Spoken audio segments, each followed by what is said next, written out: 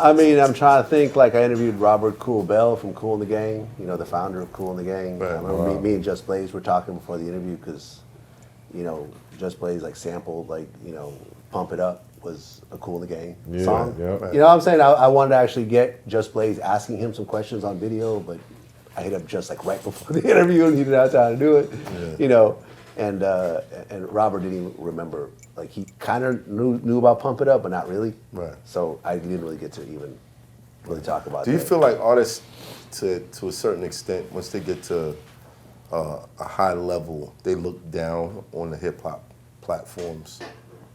Yes. For interviewing. Yes.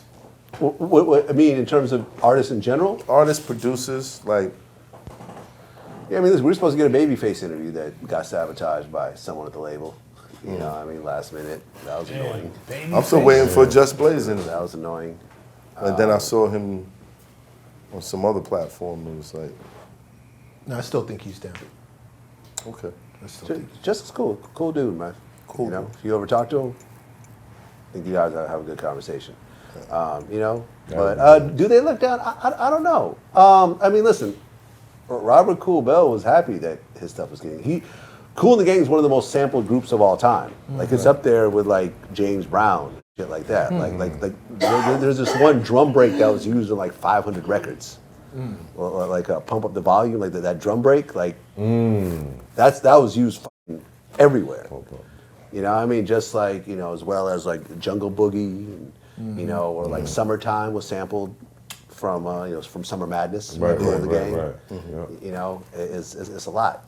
It's a lot. So, I mean, it's always dope to really talk to these OG. You know, I've interviewed, what's his name? The head of Parliament. George Boosie Clinton? Collins? George Clinton, yeah. George Clinton. Yeah, I've done it, you know. I've interviewed Cat Williams, you know, I've interviewed. Have you ever interviewed African Bambaataa? I did. And I asked him the gay question. Way Wow. before the allegations. What happened? Got a very uncomfortable answer. Got a very uncomfortable answer, which now, in retrospect, makes a lot of sense. You know what I'm saying? What was the answer?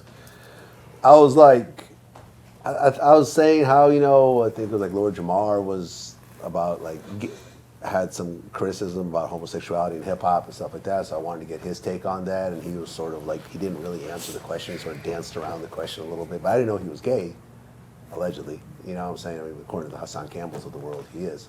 You know, so I didn't know. So, but I got a very sort of weird, uncomfortable answer. But yeah, I've interviewed Bambaataa, I've interviewed Melly Mel, Grandmaster Caz, Curtis Blow. You know, I mean, like I've you know, it's funny how people 15 years in the game. yeah, like, people throw around, oh, all Vlad does is gangsters. Like, nah, like I have most of the legends. That just means you didn't watch when I did this other You just shit. didn't watch Right. when I did this. Right. You know what I'm saying? Like I said, like Teddy Riley almost single-handedly invented the hip-hop sound. You know what I'm saying? Like the show, that's Teddy Riley, Yeah. right? Facts. That's a fact. I guess that could be argued. Yeah. It could be Yeah. argued. Well, yeah, you could argue it, but I'm saying like one of the most prolific early, the guys who, you know, all the Cool Mo D records and everything else like that's Yeah, for sure. I'm saying that's Teddy Riley. There's You an know, he's argument. more known for the R&B shit, but his early career was like those hip hop records. Yeah. You know, like you know. And he was a prodigy. The fact that he Rum produced the Shaker. show at that age, when he was like still in high school. He was still in the high show. school. And then Exactly. he was influencing other producers on their way up. Yeah, Pharrell worked for him. Bink Sure too. did. Yep. Yeah, Pharrell was under him. Timbaland. Bink. Darkchild was sort of under him at one point. Dogchild was in it? Yeah. Yeah. Yeah. He tried to sign Darkchild. Well, the story differs. Darkchild said claims he tried to sign him. Teddy Riley said he never tried to sign him, so you know. The story is the story. Yeah. But they definitely worked together, and Teddy was definitely a huge force. Like, you know, when he moved down to Virginia, I mean, like the Timberland, we've heard about it, Jodeci, yeah, the Missy Missy, Elliott, like that's all part of the Teddy Riley, Riley, right. family Umbrella, tree. yeah. Yeah. Had So, he signed everybody that he worked with, we'd be looking at him way different. right.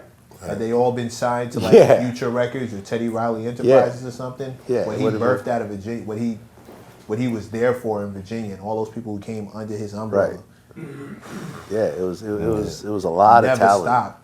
A lot of Timbaland, talent. Missy, Sister. Genuine, Aaliyah. Yeah. All that. Off in that direction. All that. Then all the producers who dropped and all the shit that they put their hands on under his umbrella from his studio. If he had been producing, Yeah, if he had been signing those people, I mean, think about it. it'd be crazy. You got to include everyone in the Pharrell family tree. Yeah, I didn't even get Nerd. The Clips. Khalees, the Clips. Khalees, yeah. All that. Pusha All the- T, of course. Like, you know, part of the His solo Clips. Like, career, it's all part of that whole. It all stems from. It all I wanna stems. do is I'm a zoom, zoom, zoom, and a boom, boom. Just shake your up. Yeah, Pharrell wrote that. Pharrell wrote And that. danced in the Yeah, video. that's a fact. But Yeah. didn't Billy Owens Yeah, have something to video do with that too? I don't know. Who? Silly Billy? Yeah. I don't know. Okay. We'll talk about it off camera. Yeah. Who was the first guy to actually lay down on the Vlad couch? I believe it was you. I got it. Let me stretch out. Pay you back.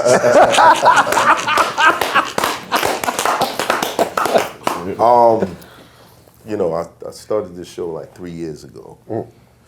And it's never been a time that I reached out to you that you weren't helpful, Yeah. that you weren't offering me advice, congratulating me. Yeah. Even before you started the show. That's a fact. Yep. Do you remember years and years ago, you introduced me to his good friend, Busta Rhymes, who hasn't been on the show yet. And you said, this guy's gonna be the biggest thing to come out of battle rap. I think so, yeah. I think so. You were correct. Well, I've always felt that you're going to be bigger than battle rap. Because battle rap, as someone who was involved in interviewing the artists and even throwing a battle rap show one time. Killers. The Killers Battle League. Yeah. I always felt like, unfortunately, battle rap just has this ceiling that's never been able to be broken. It's always been an underground art form that's never been able to get past a certain point, even when an Eminem is involved in it, or the biggest names, or even when MTV gets involved in it. It's always has that kind of element that's going to keep it from going past a certain point. Unfortunately. In America. In America. Yeah. Yeah. I don't know what it's like overseas. Yeah, In Russia- America, Russia is turned up. Russia's crazy? Okay, Yeah. good. Well, that's because I remember when I interviewed Oxymoron, he explained to me that in Russia, all the biggest rappers all battle. Battle, yeah. It'd be like It's the same thing it'd in be the like, Philippines. He compared, like, let's just say in America you have Drake and Kendrick, but they're battling a couple times a month as well. Right. Imagine how crazy that would be. Right. But in Russia, it's really like that. Yeah. And that's why. You know what I mean? But back to my point, I always felt like. Sorry. Sorry. And I always felt like, once I figured that out, and I started to sort of move away from doing battle rap interviews, partly because one of the guys that worked for us ended up leaving, and he was sort of the expert on that. Right. I was like, there's going to be certain people like you that are gonna, if they want to progress and they want to raise their career, they're gonna have to look beyond battle rap. Battle rap is gonna have to be a stepping stone, just like mixtapes were a stepping stone for me. Battle rap is gonna have to be a stepping stone for other people if they want to grow and as they get older and so forth. Unless they just want to do that one battle every so often and try to get as big of a check, but that's not viable as you start to get older. Right. So, and I felt like you were one of those people, and I kept telling you that, and I would tell other people that, and Here we are. clearly I was right. You know what I mean? Manifest. Clearly I was right.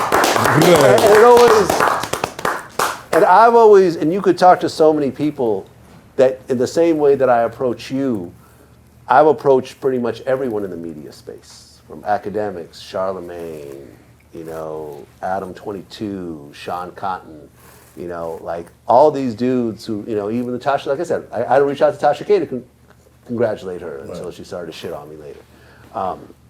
I've always felt like there's going to be more generations of people coming up, and as someone who was there from the beginning of internet interviewing, I want to link up with those people, and I want to help what they're doing and also learn from them, and then all of us could work together and share resources, and we could all come up together, because you and I have done some of the same interviews.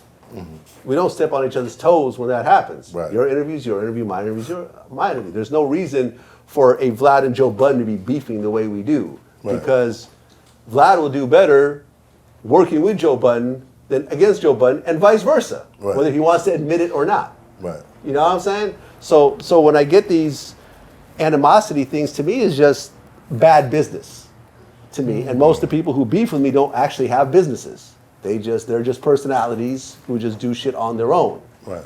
I run a business. I have 20 employees. So to me, I'm looking at things differently. So I try to always, you know what I mean? And honestly, it's like, you want to be able to have your peers congratulate you, and you want to have, you know what I mean? Yeah. You want to have your accomplishments be seen by people that you respect, who understand what it is that you're doing, because a lot of times the industry is not going to do that. Right. You know what I mean? Like, every hip hop awards, whatever, Vlad TV never gets nominated for nothing.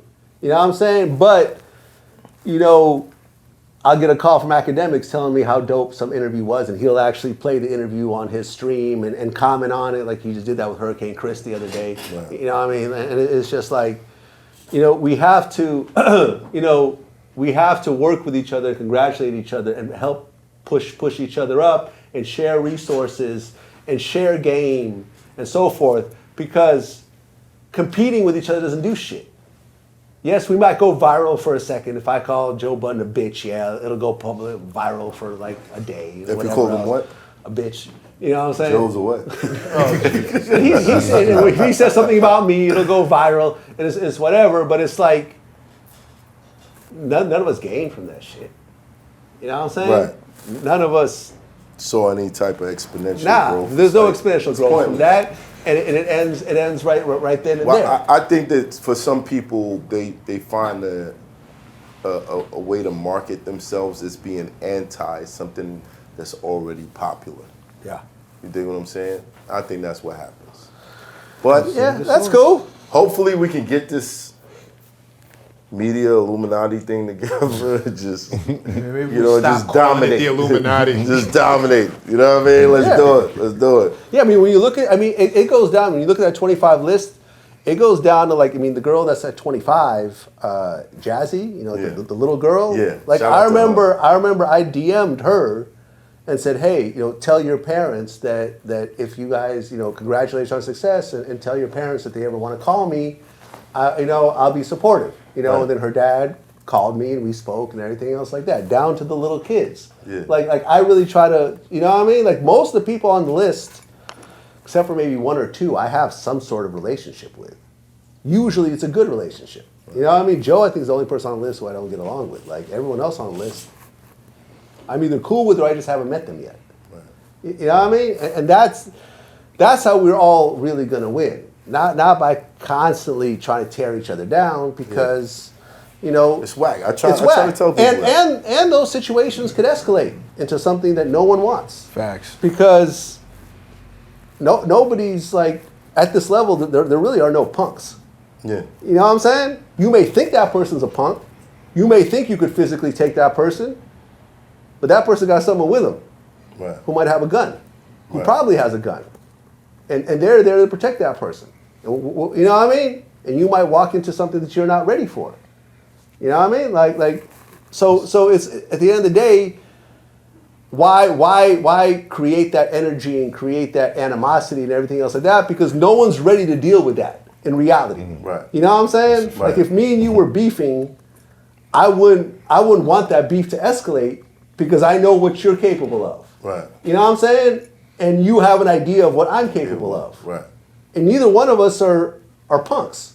You know what I mean? Now, in a one-on-one fight, That's different. that's different, but that's not going to happen. Right. It doesn't happen at this level. That never Right. happens. Never No, happens. there will not be. You will not get into a one-on-one Yeah, fight with Vlad. T.I. and Low Flip was the end of all that. Right. Yeah, but even that involved a lot of other people. Right. And it involved some gunplay, from what I understand, and anything else like that. So it's just like why even do that when there's no real animosity to the point, or unless, like, no one's put, like, in that whole list of people, in that 25 list, no one's put hands on each other. Not a single person. Right? Not a single person has physically touched another person, but yet some people are beefing with each other. Makes So sense. you know, no one's celebrated their dead homies. I've never smoked a Joe Budden cousin pack or whatever the fuck. You know what I'm saying? Like, I've never said no weird shit like that. Right. You know, someone close to him died, I'm gonna celebrate. Like, I don't do that Right. weird shit. Right. You know, I mean, like, there's nothing that was done or said that has gone over the line.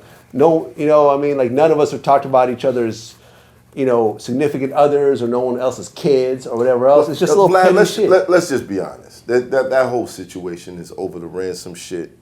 The way he feels like that because of the ransom shit, and there's a whole three-way story going that way, and you know the receipts that have been produced are not favorable for a friendship. You dig what I'm saying? And that's what that is.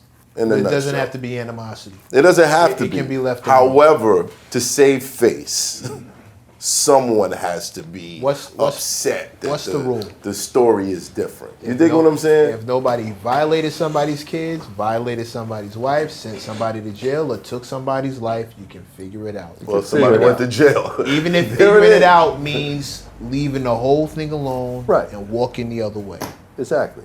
You know, you can't tell people who to agree with, who not to agree with. No, I'm just spitting out my rules. Right. That's just how I. That's your rules, and I get it. Like no one needs a friendship to happen, or no one needs, but you know what I mean. But It's But just we don't have to beef.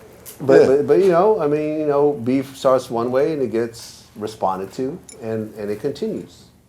Why Yeah, make yeah. it continue? Huh? Why make it continue? Yeah, I don't know. So stop. Yeah, like I said, I don't start the shit. No. We just gonna stop. We just gonna stop. We just gonna stop. It's gonna Just gonna stop. stop. That's how we're gonna end it. Okay, we're Why gonna not? stop. We're gonna stop. We're stopping. We're stopping. We're stopping. Stop. Stop. Stop. No, we talking to you. Stop your bullshit. We talking to you. That's it right there. It's Hoffa, trapper turn smack rapper. Only smack rapper that you know is smack rappers. Got bars, I can hang with the backpackers. Trap star, I don't hang with the backpackers. I'm in the hood with the work you heard. Making fiends leave earth you heard. Got your baby mama thirst you heard. Feel the flow, nigga, throw it in reverse. This the wave you need to surf you heard.